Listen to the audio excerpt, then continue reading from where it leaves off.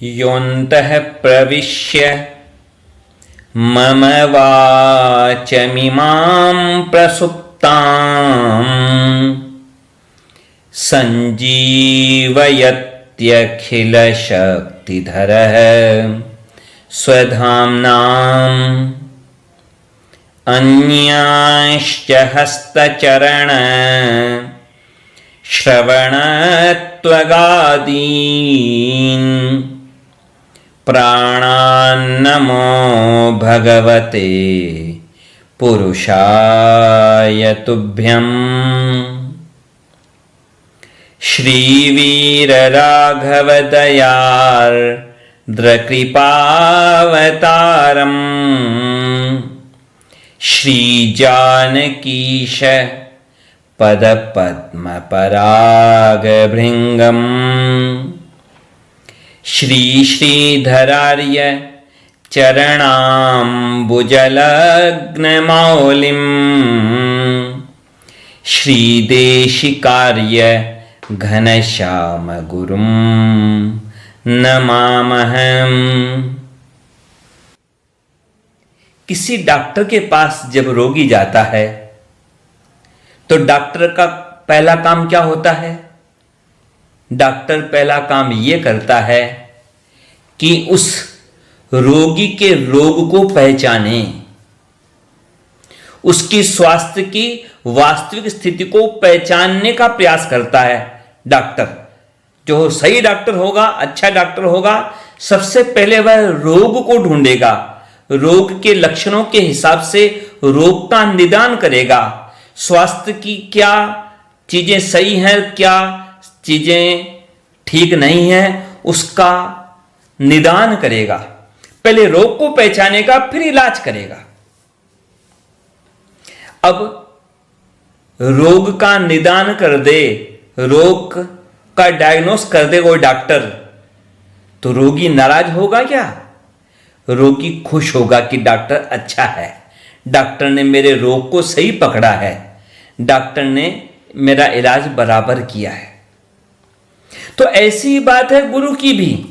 गुरु भी यही काम करते हैं। जो सच्चा गुरु है वह अपने शिष्य के गुण दोषों को परखता है और परख करके उसके गुणों को बढ़ाना चाहता है और दोषों को मिटाना चाहता है।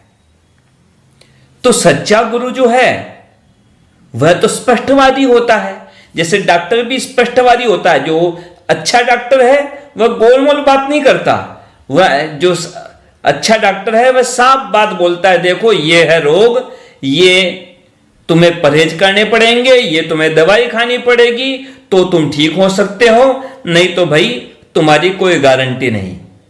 तो सच्चा गुरु भी वही कार्य करता है कि स्पष्ट बताता है शिष्य को, देखो पूरी संभावना है कि तुम ठीक हो जाओ, भगवान की कृपा के पात्र बन जाओ, लेकिन तुम्हारे में ये तो गुण हैं, इन गुणों को और बढ़ाओ, और ये दोष हैं तुम्हारे जीवन में, इन दोषों को मिटाओ, इन दोषों को हटाओ। लेकिन बड़ी विडंबना है। आप देखिए, यदि आपके शर्ट पर, कुर्ते पर या सूट पर कहीं पर भी कोई दाग लगा है और किसी ने आपको याद दिला दिया कि देखिए आपके कपड़े पर यह दाग लगा है, इस दाग को आप ठीक कर लें, तो दाग बताने वाले को आप खुश होकर धन्यवाद कहते हैं कि अच्छी बात है तुमने बता दिया, मैं अभी इस कपड़े के दाग को मिटवाता हूं या कपड़ा बदलता हूं, उसको धुलवाता हूं, अच्छा किया बता दिया कि मेरे कपड़े पर यह दाग लगा है। लेकिन बड़ी विचित्र बात है, जो अहंकारी लोग होते हैं वो जब उनको कपड़े पर दाग लगा है यह बताया जाए तब तो खुश हो रहे हैं कि हां आपने अच्छा किया। लेकिन कपड़ा तो क्या है, कपड़ा तो कुछ मूल्य नहीं रखता, अपना पूरा जीवन है, ये मानव जीवन है, कितना दुर्लभ जीवन है। देवता भी इस मनुष्य जन्म को तरसते हैं और उस मानव जीवन को सार्थक करने का अवसर है कि हम गुरु की शरण में जाएं और गुरु की शरण में जाकर के अपने जीवन को निर्मल करें, अपने जीवन को सार्थक करें। लेकिन वहां सच्चा गुरु क्या करता है? स्पष्ट बोलता है, ये दोष हैं तुम्हारे जीवन के, ये तुम्हारे गुण हैं, इन गुणों को बढ़ाओ, इन दोषों को हटाओ, अहंकार का त्याग करो, काम को, लोभ मोह छल कपट इनको जीवन से दूर करो, नियंत्रित करो। तो आदमी नाराज हो जाता है। बड़ी विडंबना है। जो सच्चा हितैषी है उससे लोग नाराज हो जाते हैं, वह सच्चा गुरु है उससे नाराज हो जाते हैं। और जो लोग आपकी झूठी प्रशंसा करके आपको पतन के गड्ढे में धकेल रहे हैं उनसे लोग खुश रहते हैं कि देखो कितनी बड़ाई कर रहा है मेरी। ध्यान रखें, आप दो तरह के लोगों से हमेशा बच के रहें। एक तो वह व्यक्ति जो आप में गुण नहीं है लेकिन फिर भी आप में वह गुण बता रहा है चापलूसी करके, तो ऐसे चापलूसों से दूर रहें क्योंकि वह भी आपको गड्ढे में धकेल रहा है। और जो दोष आप में नहीं है उन दोषों को भी आप में जो आरोपित कर रहा है, जबरदस्ती आप में दिखा रहा है, ऐसे लोग भी आपका बुरा ही चाहते हैं, उनसे भी दूर रहें। वैसे संतों की बात तो ऐसी होती है कि वे तो अपनी झूठी निंदा को भी सहन करते रहते हैं। संतों की बात तो ऐसी है, वे तो अपनी झूठी निंदा को भी सहन कर लेते हैं। कई बार कृपालु होते हैं, सहनशील होते हैं। लेकिन विडंबना कहां होती है कि जो अहंकारी होते हैं वो झूठी निंदा की बात तो छोड़ो, सच बात को भी सुनने के लिए तैयार नहीं रहते।